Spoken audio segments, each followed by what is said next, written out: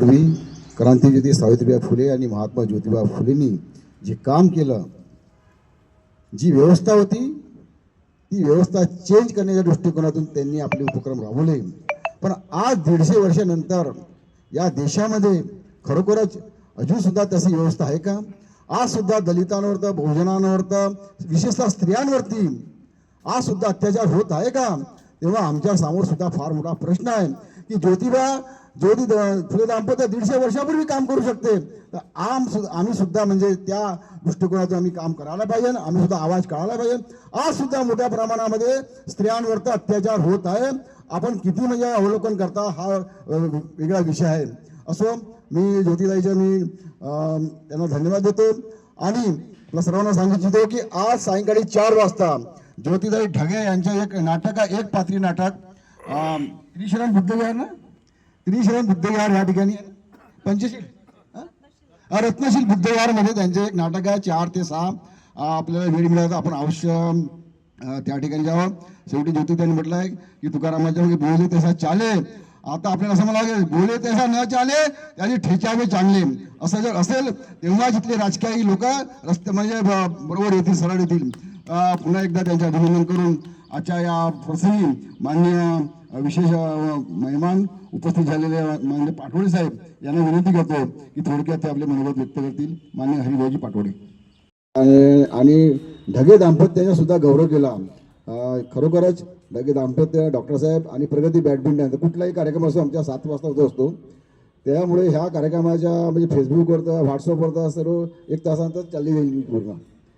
असो, आणि आपण मनुस्मृती ही किती म्हणजे चुकीचा ग्रंथ आहे आणि म्हणून डॉक्टर बाबासाहेब आंबेडकरांनी तो ग्रंथ जाळला. केवळ महार आणि मांगाला त्यांनी अस्पृश्य ठरवलं म्हणून नाही, तर त्यांनी ओबीसीची सुद्धा बेहाल केलं त्या ग्रंथामध्ये.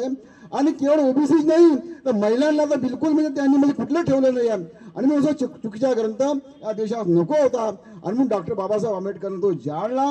कारण की एक ग्रंथप्रेमी एक ग्रंथ जाळतोय ही फार मोठी गोष्ट झालेली आहे. आज सुद्धा लोकांना हे संविधान आपलं वाटत नाही. ज्यांना वाटत नाही ते खरोखरच विदेशातले लोक आहेत. आणि आता आज भविष्यामध्ये ज्यांना वाटत नसेल त्यांना त्यांच्या देशामध्ये, त्यांना विदेशामध्ये पाठवण्याची वेळ आलेली आहे असं मला वाटते. कारण की हे संविधान या देशातील बहुसंख्यक लोकांच्या ज्ञान, सत्ता, ज्ञान संपत्ती करता निर्माण झालेलं आहे. असं आपण फार चांगली सुंदर माहिती दिलेली आहे. आपण पुण्याचे धन्यवाद. यानंतर मान्य प्रमोदजी गाडगे आपले विचार व्यक्त करतील असं मी त्यांना विनंती करतो. आमचे मोठे बंधू उपस्थित इथे सगळे आदरणीय व्यक्ती, सगळ्यांनाच क्रांतीज्योती सावित्रीबाई फुले जयंतीनिमित्त हार्दिक शुभेच्छा देतो आणि परत त्यांना विनम्र अभिवादन करतो. बऱ्याच वक्त्यांनी सांगून गेलेत सावित्रीबाईबद्दल. सामाजिक चळवळीमध्ये न्याय आणि लिंगाचा भेद यांच्यावरती समाजाला खऱ्या अर्थाने लढा दिला. त्यावेळेस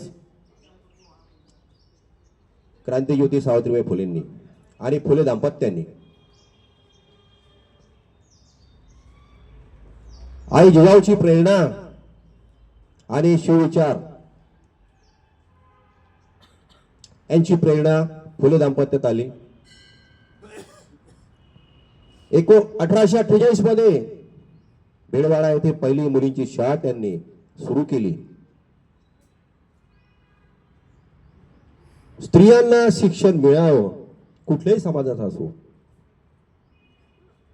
त्यांच्या या योग्य निर्णयामुळे आजची स्त्री सरपंचापासून राष्ट्रपतीपर्यंत आणि पंतप्रधानापर्यंत मजल गाठलेली आहे. ती देण या सावित्रीबाई फुलेमुळे, या फुले दाम्पत्यामुळे. आई जिजाऊनी सांगितलं होतं की एक शेतकरी जोंधळाचा दाना शेतात पेरतो, 1000 दाणे उगवतात. तसंच एक शिक्षण आहे. या शिक्षणामुळे एक ज्ञानाचा सागर तयार होतो. यांची प्रेरणा घेऊन सावित्रीबाई फुलेने स्त्रीला सुद्धा शिक्षण देण्याचा संकल्प त्यावेळेस राबवला आणि तो संकल्प राबवताना किती हाल अपेष्टा सहन करावा लागला त्यांना. रूढी परंपरा त्या संस्कृती बनतात आणि ती संस्कृती अंधश्रद्धेचं रूप धारण करतो. सती जाण्याची पद्धत ती मोडली.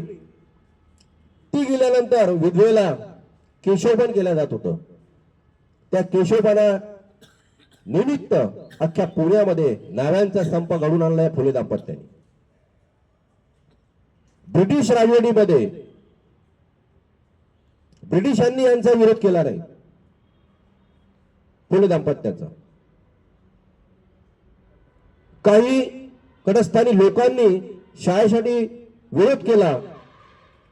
ब्रिटिश राजवटीमध्ये इंग्रजांनी सुद्धा सती नको जायला पाहिजे असा विरोध परदेशी माणूस करतो, पण आपल्या देशातला माणूस विरोध करत नाही. ही खूप मोठी शोकांतिका होती त्यावेळची. हे लक्षात घ्यायला पाहिजे आपण. तो ब्रिटिश राजवटीमध्ये फुले दाम्पत्याचा सन्मान इंग्रज करतो. तेव्हाच कुठं त्यांना सत्ता त्यांची होती ना. शाळा उघड्याची परमिशन त्यांनीच दिली ना आणि मिळाली त्यांना परमिशन आणि सुरू झाली. आज त्यांची देण आहे. स्वतंत्रपणे विचार करणारी स्त्री, स्वतःचं मत मांडणारी स्त्री, एक सज्ञ स्त्री, आजच्या युगात अंधाराकडून प्रकाशाकडे वळणारी स्त्री, आजच्या युगात आधुनिक युगात ही देण आहे फुले दाम्पत्याची. आणि हा जो संकल्प त्यांनी राबवला, त्यांचे विचार राबवले या महापुरुषांचे, संतांचे, ते सुद्धा आपण पुढे विचार नेऊ आणि न्यायलाच पाहिजे. माननीय पातोडे साहेबांनी सांगितलं की सकाळी 7 वाजताच तुम्ही कार्यक्रम घेतात. प्रगती बॅडमिंटन ग्रुप सगळे कार्यक्रम, सगळ्या पुण्यतिथ्या, सगळ्या जयंत्या सकाळी 7 वाजता सुरू होऊन जाते. तुम्ही जर 19 फरवरीला याल सर, सकाळी 8:30 वाजता तुम्हाला फेटे बांधून सगळी तिथे शिवजयंती. 14 एप्रिलला तुम्ही सकाळी 6:30 वाजता निळ्या रंगाचे फेटे बांधून डॉक्टर बाबासाहेब आंबेडकरांची जयंती इथे तुम्हाला साजरी दिसेल. तुम्ही एकदा व्हिजिट घेऊन या.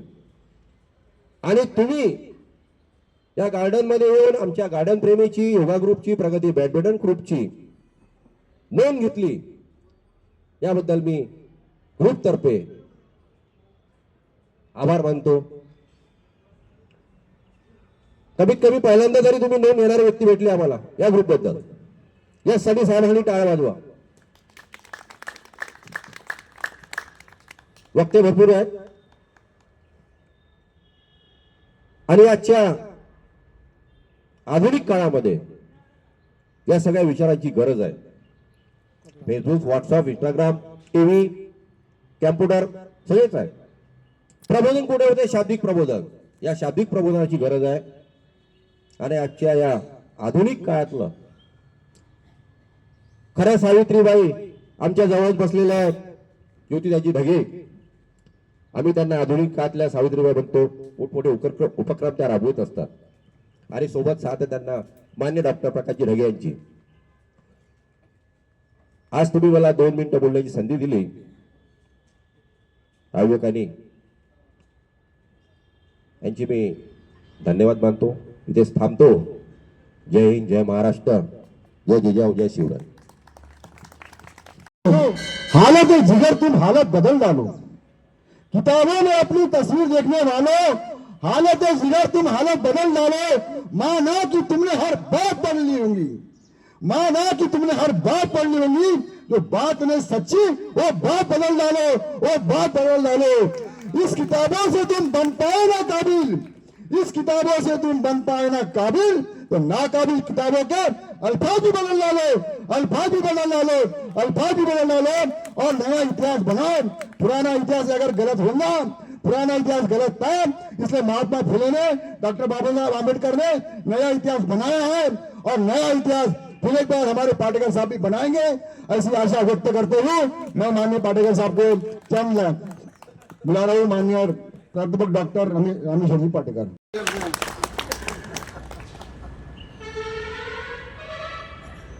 या सन्माननीय मंचाला मी नमस्कार करतो। वेळ जरी झालं तरी अजूनही कोणीही आपली जागा सोडली नाही।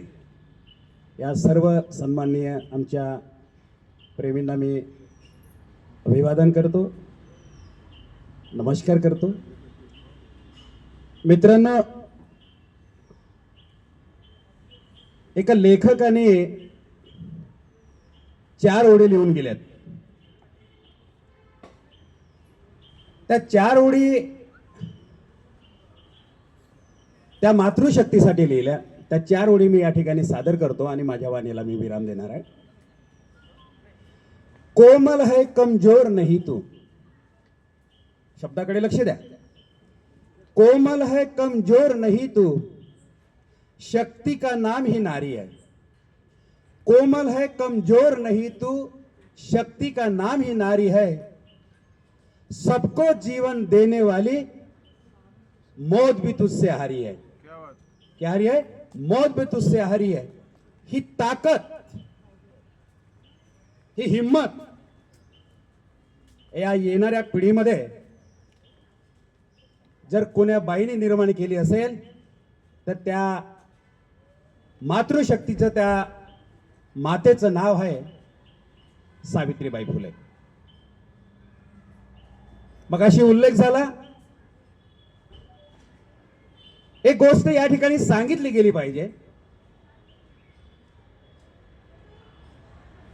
की सावित्रीबाईने ज्या मगाशी 4 ओळी मी या ठिकाणी सादर केल्या, त्या 4 ओळी मधला अर्थ मी सांगतो की स्त्री ही अबला नाही, स्त्री ही समर्थ आहे, सबला आहे, सशक्त आहे, स्त्री शक्ती आहे, नारी आहे। मगाशी गाडगे साहेबांनी उल्लेख केला की जिजामाता म्हणायची की बा एक दाना जर ज्वारीचा पेरला तर हजारो दाणे निर्माण होतात। 150 वर्षाच्या काळाच्या मध्ये एक शिक्षणाचा दाना सावित्रीबाईने पेरला, करोडो लाखो दाणे शिक्षणाच्या रूपाने आज या देशामध्ये निर्माण झाले। आज या देशाने ते दिसते आहे। खरं म्हणजे अनेक विषयांवरती यावरती चर्चा झाली, त्याचं विश्लेषण आपण या ठिकाणी करणार नाही, पण एक गोष्ट आपण मान्य करूया की एका साध्याशा चपराशापासून तर या देशाच्या राष्ट्रपती, या देशाच्या IAS, या देशाच्या पंतप्रधान बनण्यापर्यंतची ताकद जी मुलींमध्ये निर्माण झाली ते या माऊलीमुळे निर्माण झाली। या देशामध्ये एका सरपंच पदापासून, या देशामध्ये एका साध्या ड्रायव्हर पासून तर संशोधकापर्यंत जे निर्मिती या देशामध्ये झाली ती सावित्रीबाई फुलेंच्या विचारामुळे झाली, शिक्षणामध्ये दिलेल्या त्यागामुळे झाली, शिक्षणासाठी त्यांनी आपलं आयुष्य झिजवल्यामुळे झाली। ही ताकद निर्माण करण्याची शक्ती त्या माऊलीमध्ये होती। ती ताकद आजच्या पिढीमध्ये असेल नसेल याच्याबद्दल तर मी बोलणार नाही, पण ती ताकद येणाऱ्या काळामध्ये निर्माण व्हावी, ती ताकद या देशामध्ये निर्माण व्हावी, ही ती ताकद निर्माण करणारे जे कोणी असतील त्यांच्यामध्ये ती निर्माण व्हावी आणि एक सुसंस्कृत, एक चांगला समाज, एक चांगला कुटुंब, एक चांगलं व्यक्तिमत्व निर्माण करण्याचं काम ज्या स्त्रीने केलं, त्या स्त्रीचा आधार घेऊन, त्या स्त्रीचा आदर्श घेऊन, त्या स्त्रीचे संस्कार घेऊन आज या देशामध्ये हजारो स्त्रिया, हजारो मुली हा शिक्षण घेतात आणि या देशाचं राजकारण, जगाचं राजकारण, कुटुंबाचं राजकारण, कुटुंबाचं नेतृत्व, जगाचं नेतृत्व, देशाचं नेतृत्व, समाजाचं नेतृत्व करण्याची ताकद ही एका स्त्रीमध्ये निर्माण झाली। ते स्त्रीमध्ये निर्माण करण्याची ताकदच मुळामध्ये सावित्रीबाईंनी निर्माण केली आणि या ताकदीला मी या ठिकाणी सलाम करतो आणि मी माझ्या वाणीला विराम देतो। आयोजकांनी या ठिकाणी बोलण्याची संधी दिली त्याबद्दल त्यांना धन्यवाद मानतो। बहुत बहुत धन्यवाद। सर्वात जास्त धर्माच्या नावावर, देवाच्या नावावर आणि स्त्रियांच्या नावावर झालं. तेव्हा आमच्या सगळ्या जागृत लोकांना यावर विचार करणे फार आवश्यक आहे. माननीय ढगे साहेबांना उपमा दिली पाटेकर सरांनी, फुले दाम्पत्य, आणि त्यांचा इतिहास त्यांनाच लिहावा लागेल, कारण की ते इतिहास लिहू शकतात. ते प्राध्यापक डॉक्टर आहे, आपण तर सर्व म्हणजे BA BCom वाले लोक आहोत. ते त्यांचं ते काम करावं लागेल. ती जबाबदारी त्यांची आहे. पाटेकर साहेबांना मी धन्यवाद देऊ इच्छितो. आणि नेहमी आम्हाला मार्गदर्शन करत असतात. आम्ही त्यांना म्हणजे द्रोणाचार्य समजतो, परंतु त्यांना आम्ही हे पण सांगू इच्छितो की किती द्रोणाचार्य, काळ आता डरणार नाही. आमचे द्रोणाचार्य वेगळे आहे. नवा एक लव डॉक्टर ढगेच्या रूपात येत आहे. नवा एक लव येत आहे. दान आमच्याचे होणार नाही, त्यावेळेस झाले, आता होणार नाही. यानंतर प्राध्यापक डॉक्टर प्रकाशजी ढगे आपले विचार व्यक्त करतील, असे मी त्यांना विनंती करतो. कार्यक्रम घ्या कार्यक्रम. दिलास त्या विषयावर आपली दिलगिरी व्यक्त करतो की आमचे शाळा असल्यामुळे किंवा सकाळी मुलांना तयारी करून महिलांना त्यांना मदत करण्यासाठी ते घरचे काम सांभाळतात, म्हणून आम्ही इथे इतका वेळपर्यंत थांबतो. म्हणून काही अपवादात्मक बाबतीत सूट द्यावी अशी मी तुम्हाला विनंती करतो. तर असो, आज 3 जानेवारी पहिल्या महिला शिक्षिका, पहिल्या मुख्याध्यापिका, संस्थापिका क्रांतिज्योती सावित्रीबाई फुले, फातिमा शेख, ज्योतिबा फुले, सर्व थोर पुरुष यांना विनम्र अभिवादन. संपूर्ण देशभर सावित्रीच्या विचारांचा प्रचार प्रसार व्हावा, भावी पिढींमध्ये, विद्यार्थ्यांमध्ये, समाजात हे विचार पोहोचवावेत, याकरिता हा जयंतीचा कार्यक्रम संपन्न होत आहे. आपल्याही गार्डनमध्ये आयोजकांच्या वतीने, डॉक्टर ढगे साहेबांच्या वतीने, प्रगती बॅडमिंटन ग्रुपच्या वतीने हा कार्यक्रम या ठिकाणी घेण्यात आला. या कार्यक्रमाला आवर्जून उपस्थित झालेले आणि या कार्यक्रमाचे अध्यक्ष, आयोजक डॉक्टर प्रकाशजी ढगे यांनी आपणासमोर सावित्रीबाईंचे विचार मांडले, कार्यक्रमाला उपस्थिती दर्शवली, अध्यक्षस्थान स्वीकारलं, त्याबद्दल त्यांचं मी या ठिकाणी आभार व्यक्त करतो. आजच्या कार्यक्रमाचे प्रमुख अतिथी पाथोडे साहेब यांनी सुंदर असे आपले सावित्रीबाईंच्या विचारावर प्रकाश टाकला, वेगवेगळे उद्बोधन केले, त्याबद्दल आणि वेळात वेळ काढून सकाळी ते या कार्यक्रमासाठी उपस्थित झाले, त्याबद्दल मी ग्रुपच्या वतीने त्यांचे आभार व्यक्त करतो, आभार मानतो. धन्यवाद सर. या ठिकाणी आपल्या एक सावित्री, जसं फुले दाम्पत्य म्हणतात तसे ढगे दाम्पत्य या ठिकाणी या विचारांचा प्रचार प्रसार पोहोचवण्याचं एक प्रामाणिकपणे काम करीत आहेत या परिसरात. तरी त्यामध्ये डॉक्टर ज्योतिताई ढगे मॅडम यांनी सावित्रीबाई फुलेंचा जो काळ होता, इतिहास होता, तो सर्व या ठिकाणी आपणासमोर विशद केला, आपल्याला मार्गदर्शन केलं, कार्यक्रमाला आवर्जून उपस्थित झाल्या, त्याबद्दल त्यांचे सुद्धा मी या ठिकाणी आभार व्यक्त करतो. आमच्या प्रगती बॅडमिंटन ग्रुपचे अध्यक्ष प्रमोदजी गाडगे सर या ठिकाणी उपस्थित होऊन कार्यक्रमाला सहकार्य केलं, आपलं मार्गदर्शन केलं, त्याबद्दल त्यांचं मी या ठिकाणी आभार व्यक्त करतो. आमचे डॉक्टर रामेश्वरजी पाटेकर सर या ठिकाणी उपस्थित, कार्यक्रमाला उपस्थिती दर्शवून त्यांनी सुद्धा आपल्याला अमूल्य असं मार्गदर्शन केलं. एक गीत 4 ओळी आपल्याला ऐकविल्या, त्याबद्दल त्यांचे सुद्धा मी या ठिकाणी आभार व्यक्त करतो. आणि कार्यक्रमाचे आमच्या महिला शिलाताई परते मॅडम या ठिकाणी उशिरा का होईना कार्यक्रमाला उपस्थिती दर्शवली, त्याबद्दल त्यांचे सुद्धा मी या ठिकाणी आभार व्यक्त करतो. सर्व महिला आणि एक उत्कृष्ट संचालन करणारे आमचे नेहमीच मदनजी नागपुरे यांनी या ठिकाणी संचालन केलं, आपली शेरोशायरी तुम्हाला ऐकवली, त्याबद्दल त्यांचा सुद्धा मी या ठिकाणी आभार व्यक्त करतो. या कार्यक्रमासाठी उपस्थित झालेले सर्व प्रगती बॅडमिंटन ग्रुपचे पदाधिकारी, सर्व योगा ग्रुप, गार्डन प्रेमी, महिला भगिनी आणि सर्व आपण या ठिकाणी इतका वेळ उशीर का होईना या ठिकाणी शांततेने आपण या कार्यक्रमाचा आस्वाद घेतला. हे विचार, आपले मार्गदर्शकांचे विचार आपल्या घरी, समाजामध्ये आपण सावित्रीबाईंचे विचार रुजवावेत अशी या ठिकाणी मी अपेक्षा बाळगतो. आणि आजचा हा कार्यक्रम इथे संपला असं आयोजकाच्या वतीने घोषित करतो. धन्यवाद.